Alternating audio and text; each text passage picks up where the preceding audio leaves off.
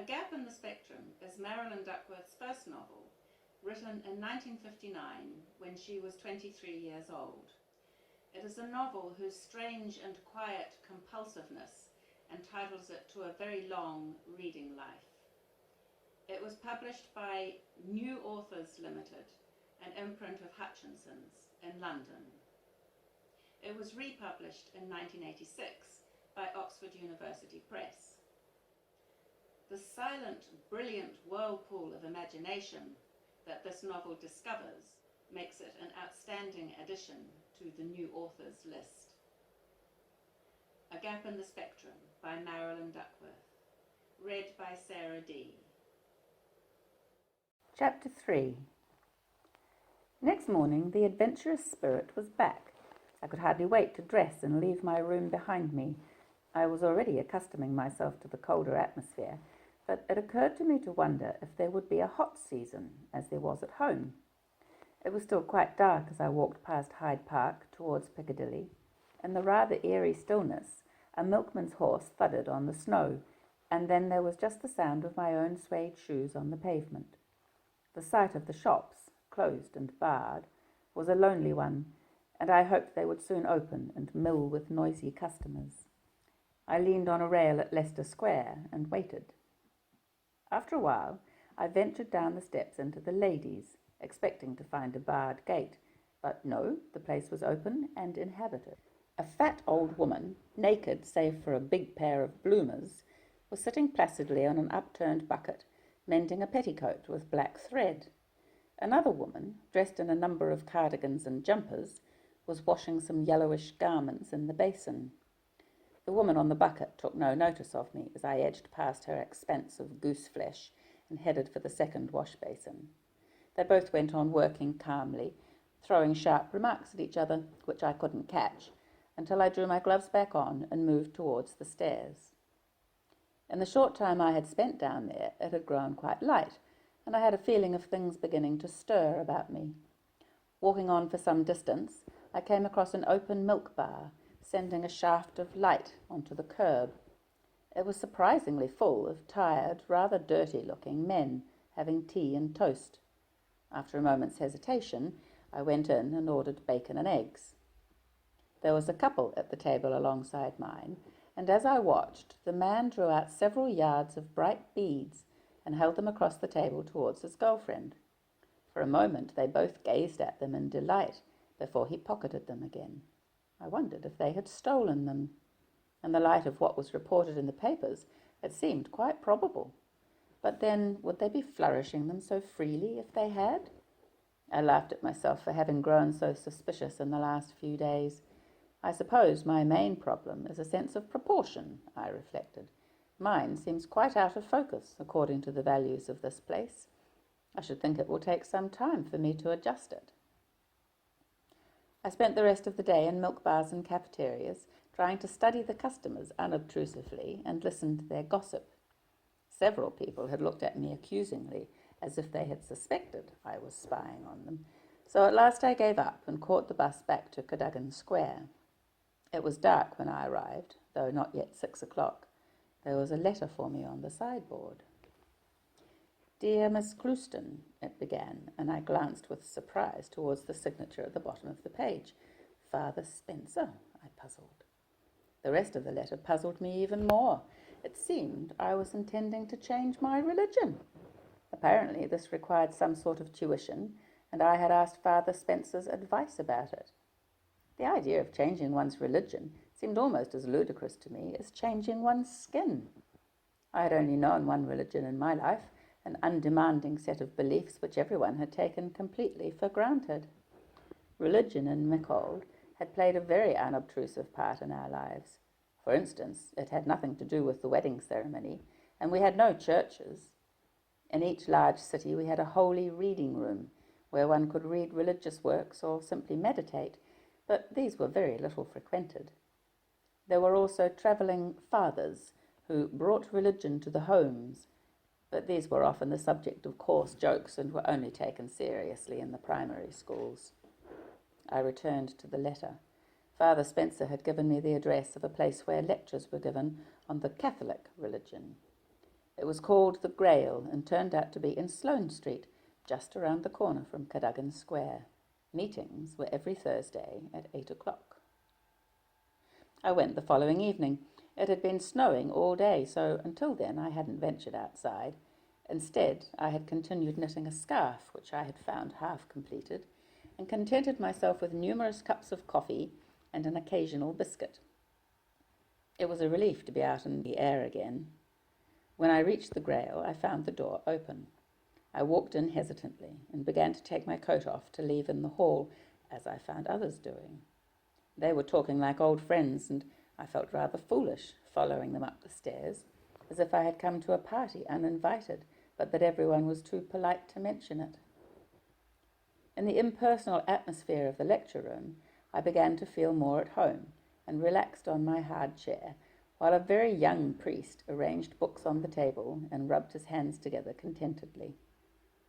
I was sitting next to two girls of about my own age, who smiled at me in a friendly way. To my surprise, one of them suddenly said, "Nobody ever talks to you. We've been here 3 times already, but nobody's ever introduced themselves. They all seem to know each other. I think most of them are Catholics already. Funny, isn't it?" "I'm Doris, and this is Pat," the other girl intervened. "I'm Diana." My voice sounded strained and rusty, and I coughed quickly to cover it. "Have you been here before?" Pat asked, and went on without waiting for an answer. "My dad would be after me with a bread knife if he knew I came here. He's dead set against Catholics. Oh, you aren't one, are you?" "No, but my fiancé is," I replied, then froze in amazement, with my lips still parted. I could have sworn I hadn't discovered this from his letters, but the words had fallen so glibly from my tongue, and I was convinced that they were true. "Ooh, you're not going to turn, are you?" Pat queried. "Though I think their churches are lovely." "I suppose your fiancé's been telling you all about it and giving you books and things to read, hasn't he?" asked Doris. "Yes," I began doubtfully. "You have to learn the catechism, don't you?" "Yes, the catechism." The image of a small red book popped into my mind. "Why didn't your fiancé bring you here?" Pat prodded. "He doesn't live here. He lives in New Zealand. I'm just here on holiday." "New Zealand? Gosh, isn't she lucky? Oh, he's going to begin," Doris indicated. "This one's ever so nice," Pat whispered. "We had a lovely argument with him once. But last week there was another one." She stopped at a prod from Doris. The young priest was saying a short prayer before beginning his talk. He had a smooth, rather thick voice, and stressed his arguments in such a way as to make them seem well thought out and solidly balanced. I began to derive an extraordinary pleasure from sitting there, listening to him, and resolved to read more about what he was saying. I was at a disadvantage, not knowing the religious theories he was arguing against.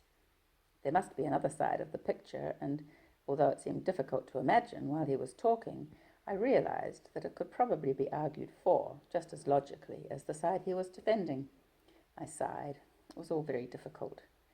But now it was time for a break, and a woman with thick legs brought around tea.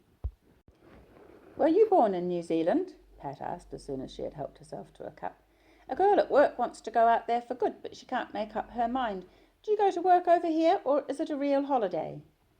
"Well, I haven't a job at the moment, but I'll have to get one soon," I told her. "What do you do? Shorthand typing? You can always get a good job with shorthand." "No, I'm afraid I don't do anything, really.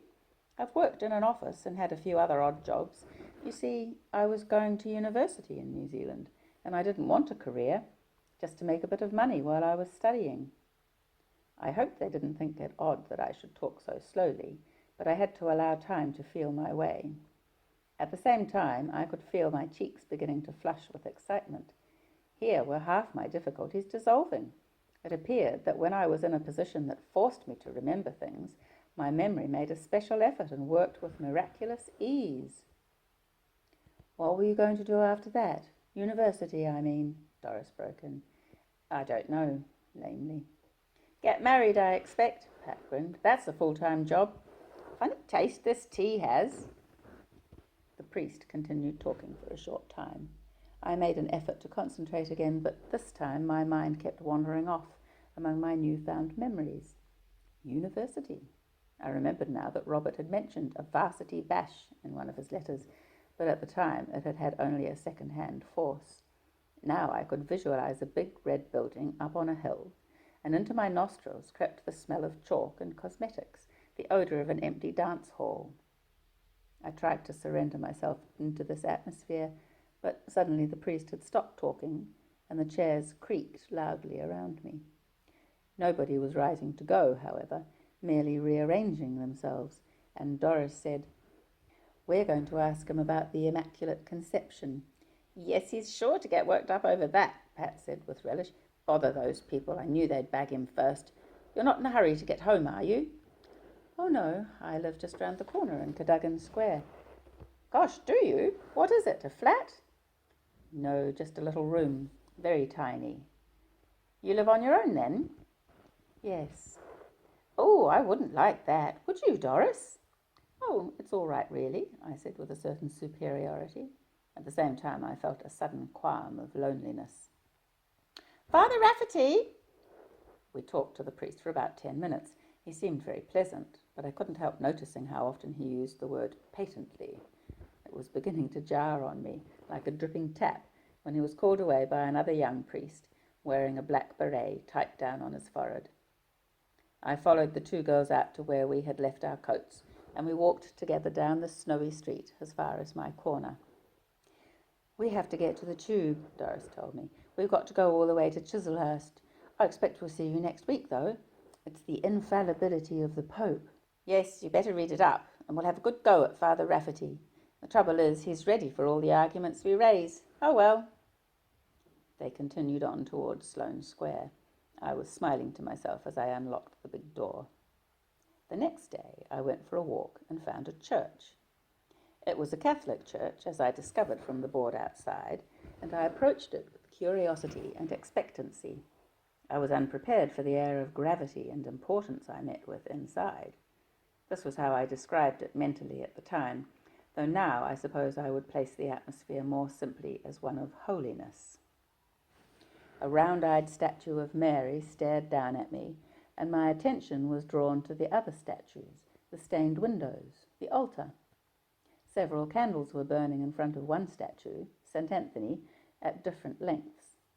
I could see the heads of 3 women, all wearing scarves, half hidden among the pews, on their knees. Then I noticed an old man muttering in the pew right beside me. He raised his eyes defiantly towards me, without letting up his muttering, and I felt a sudden urge to hurry out of the place. On the way, my eye was caught by a notice in the doorway about the Grail lectures. I had hardly glanced at it before a deep, cultured voice spoke behind me.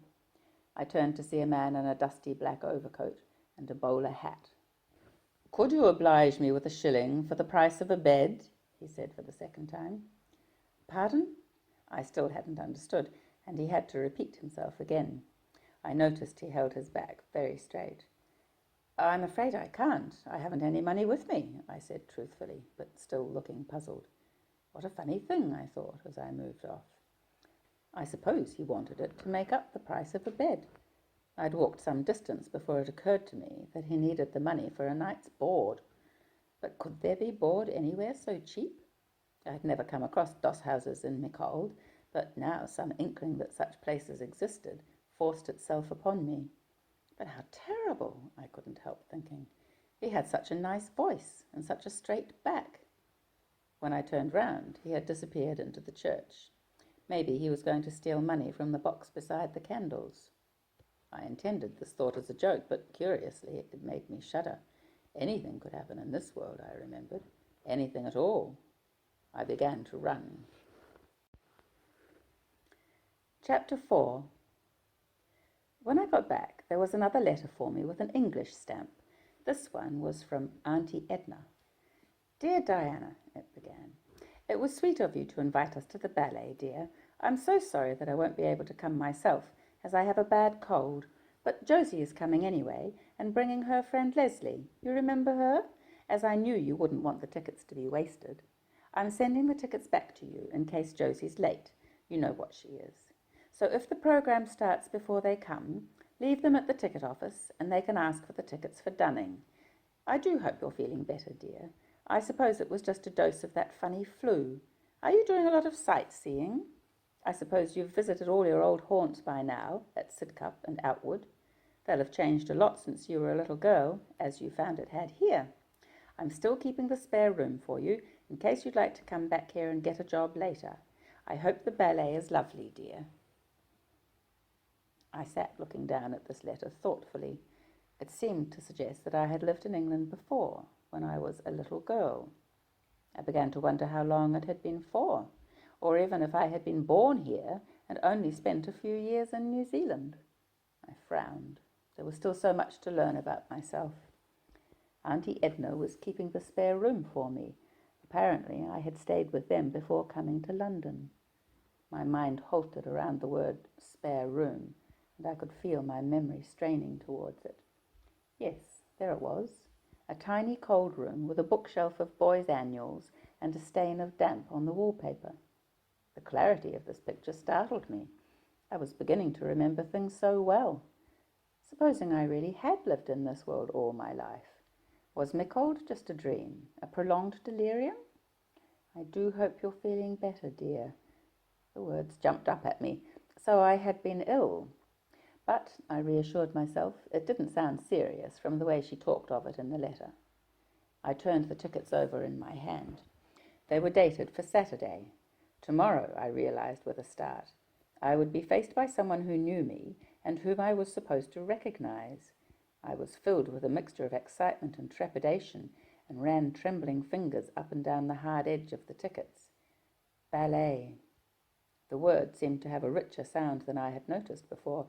I wondered if it would be the same as our dancing, which was usually held outside.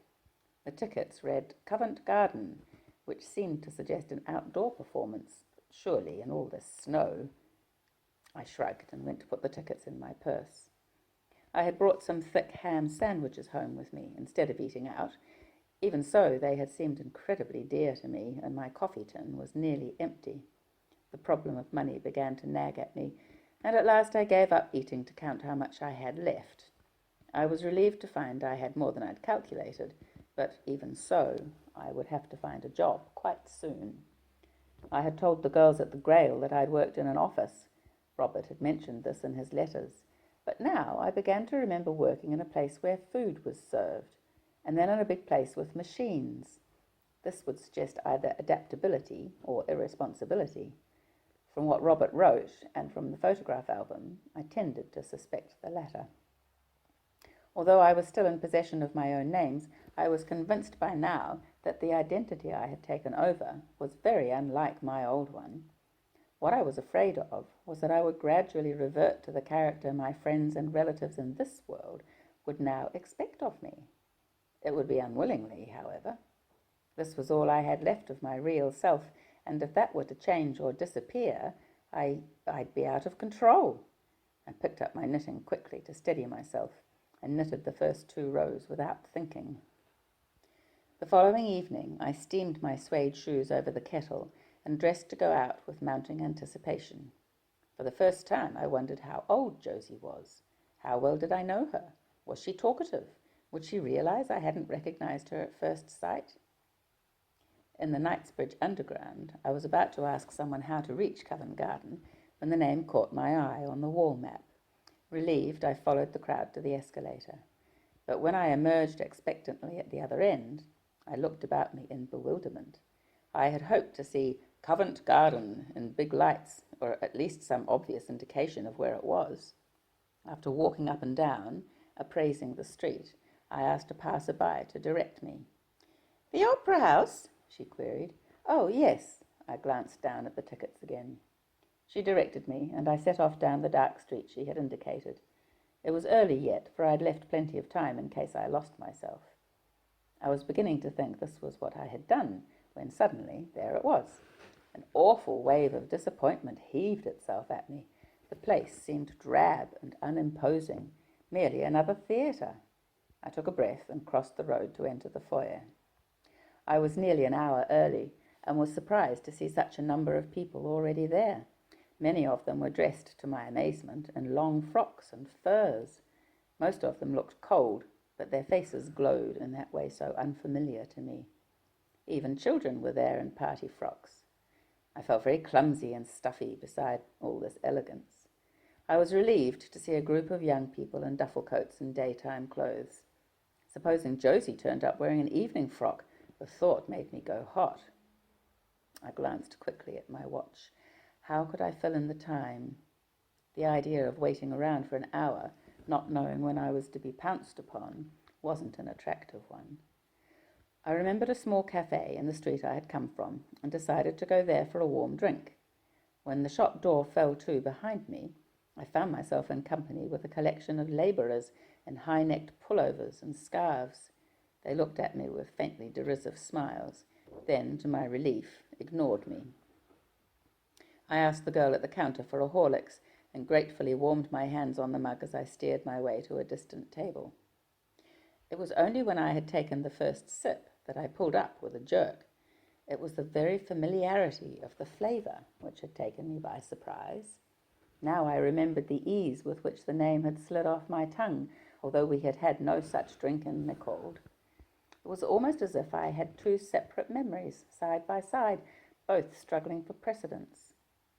The trade names, I realised now, were perhaps the main reason why the shops had looked so strange to me at first, although they were set out in exactly the same way I was used to. However, I felt I would soon accustom myself to them. It appeared once more that the less hard I tried to adjust myself to my new surroundings, the easier it became. How well I'm getting things worked out, I thought, taking another warm sip of my drink. At this moment, my eye was caught by a young man sitting opposite, several tables away. He was looking at me with a strangely intimate expression of amusement, and as I stared at him, he winked. Immediately, I drew myself up and turned away. This made me think of the man I'd been about to marry in Nicold. He had been considerably older than me, and I hadn't known him very well.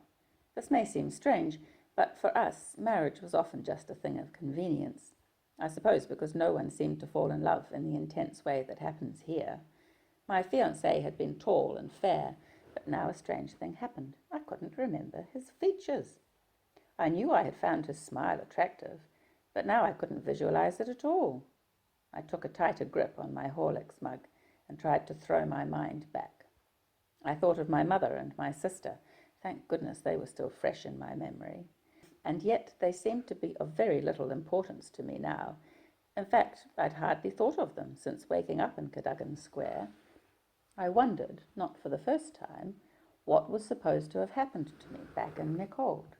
Was I in a coma? Dead even? It was a queerly disturbing thought. Supposing one day I woke up to find myself buried alive. Ooh, I shuddered. It was the sort of thing my sister had been fond of thinking up to frighten me. I suppose it was her idea, really, the conception of that imaginary land which we had called England. And yet I had invented far more stories about it. And now here I was. It was unbelievable. By now I had ceased thinking of it as the same place we had conjured up in our minds. I was too deeply involved in it, and it was too real. All the same, it was a disquieting thought that I had lost myself inside something which existed only in my head. I was beginning to tremble again when the young man opposite me drew my attention again by pushing his chair back noisily. I remembered the time and looked anxiously at my watch. 20 to 8. At least I had passed the time, and now I drew on my gloves, thinking of the meeting with Josie and Leslie. The foyer was even more crowded when I returned. I took up a position where I could be easily noticed and recognized. I purposely looked preoccupied. Then, when accosted, I would spring to attention as if suddenly roused from a daydream. However, the time went by and nobody spoke to me. I found myself searching the crowd for a likely couple. Slowly, the foyer was emptying of people. The program was about to begin. I remembered then what Aunt Edna had said about leaving the tickets at the desk, so did so. I slipped through the heavy doors just in time. The curtain was rising as I followed the usher blindly towards my seat. It was on the side, near the front, and I had an excellent view of the stage. I had been so intent on appearing preoccupied that I had neglected to buy a program, but at the time it didn't seem to matter. I was completely enthralled by what I saw before me on the delicately lit stage. It was like nothing I had ever witnessed in the way of dancing before.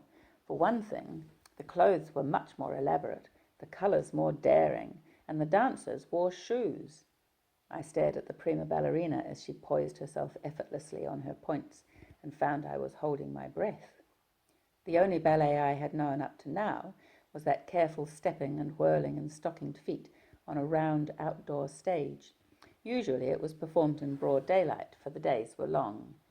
This was accompanied by a small orchestra and a singer, usually a woman, providing a repetitive kind of narrative. It was some moments before I realized that it was not merely the spectacle that was disturbing me, but also the wild, profound music.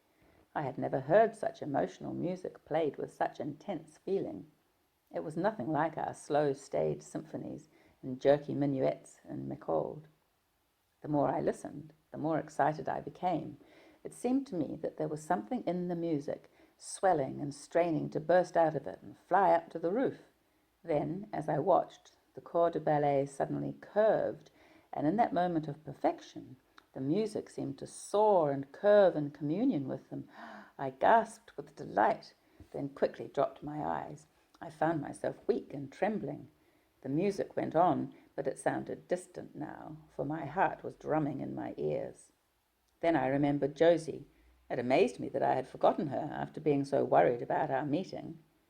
The first part of the program was drawing to a close, however, and I was beginning to think with relief that the two girls weren't coming after all. The curtain fell, and the lights went up. Feeling relaxed and strangely happy, I made my way out and bought a program. People seemed to be converging up the wide stairs, so I followed them and was delighted to see coffee being served at one end of the bar. I propped myself against the wall with the tiny cup and tried not to mind my thick, ugly clothes in such surroundings. The next ballet was Les Patineurs, according to my program, which I read hastily in case the interval should be over too soon. When I returned downstairs, the 2 seats beside me were still unoccupied, so with a sigh of contentment I gave myself up to my newfound pleasure. As I walked towards the underground afterwards, I was humming snatches of the warm, enchanting music. It was very cold, although it hadn't snowed all day, and the force of it hit me fiercely, contrasting with the warm feeling inside me. I was thankful to reach even the doubtful sanctuary of the draughty lift. I was raising my eyes to study the wall advertisements when my glance was arrested by a young man, nicely but not flashily dressed. He was leaning a little towards me with an inquiring look, and once his lips parted as if he were going to speak. I half smiled and was going to turn away when he came towards me, smiling, and said, "It is you, Diana, isn't it?"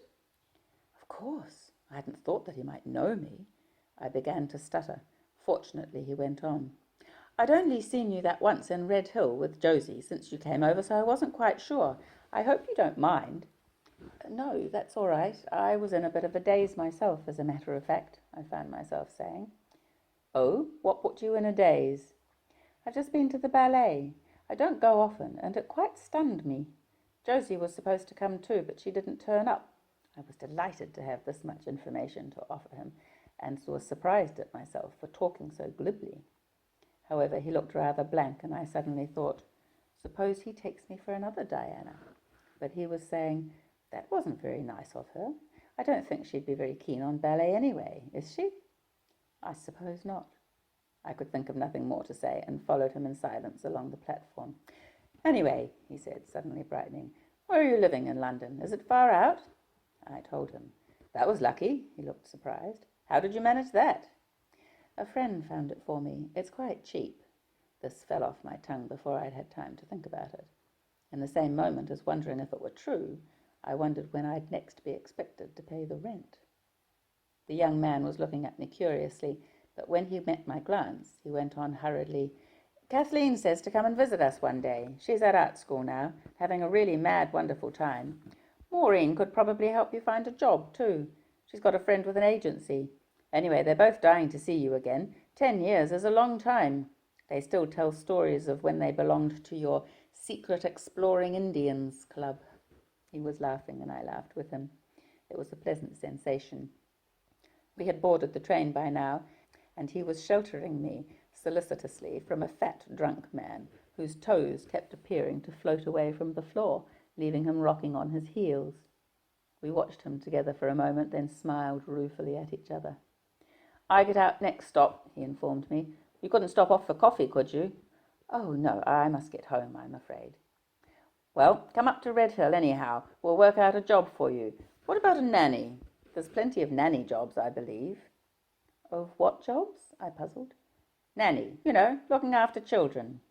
The train had stopped and he was trying to force his way out.